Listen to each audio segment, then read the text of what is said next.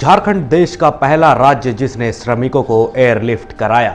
सुप्रियो भट्टाचार्य। नमस्कार, आजाद सिपाही में आपका स्वागत है। मैं हूं सूरज कुमार।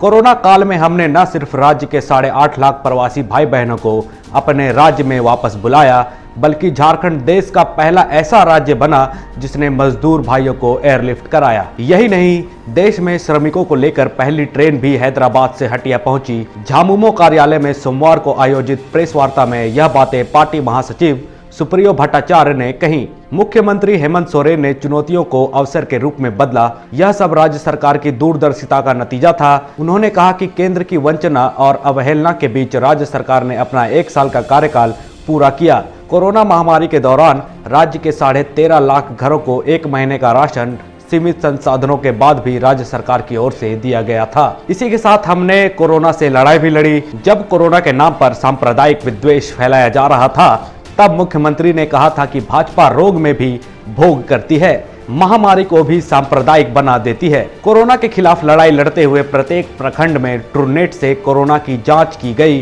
कोरोना काल में लोगों को हमने सिर्फ भोजन ही नहीं करवाया, उनको आश्रय भी दिया। राज्य के एक थाने से लोगों को भोजन करवाया गया। मनरेगा के तहत 25 करोड़ मानव दिवस सृजित किए गए। मनरेगा का रेट बढ़वाया।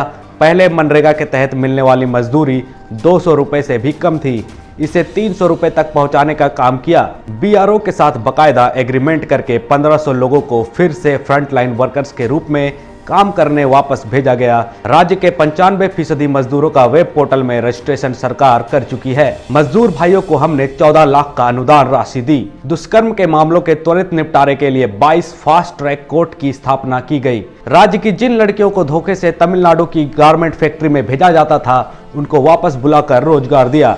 अब सरकार ने राज्य की शिक्षा सर्वोच्च बेहतरीन करने का निर्णय लिया है। इसके लिए राज्य के 5000 स्कूलों को सोना सोबरन शिक्षा योजना के तहत सीबीएसई पाठ्यक्रम से जोड़ा जाएगा। हम शिक्षा में शहर और गांव में फर्क नहीं होने देंगे। आदिवासी मूलवासी छात्र विदेश में जाकर शिक्षा लेना चाहते हैं तो उनके साथ भी सरकार खड़ी है। उन्होंने कहा कि गठबंधन सरकार के सत्ता में आने के पहले राज्य की स्थिति इतनी बदहाल थी कि सरकारी कर्मचारियों को दिसंबर की तनख्वाह 16 तारीख को मिलती थी। पूर्व की सरकार ने इवेंट मैनेजमेंट में 5 साल बिताए। इस दौरान 5514 करोड़ डीवीसी का बकाया हो गया। जब राज्य में भाजपा सरकार थी तो डीवीसी बकाये पर चुप रही, पर सरकार बदलते ही डीवीसी ने बकाया मांगना शुरू कर दिया। राज्य के 66,000 करोड़ रुपए केवल कोयला कंपनियों पर बकाया है, पर यह राशि भी देने में केंद्र टालमटोल कर रहा है। अभी की खबरों में बस इतना ही। और भी खबरों की जानकारी के लिए देखते रहिए आजाद सिपाही। धन्यवाद।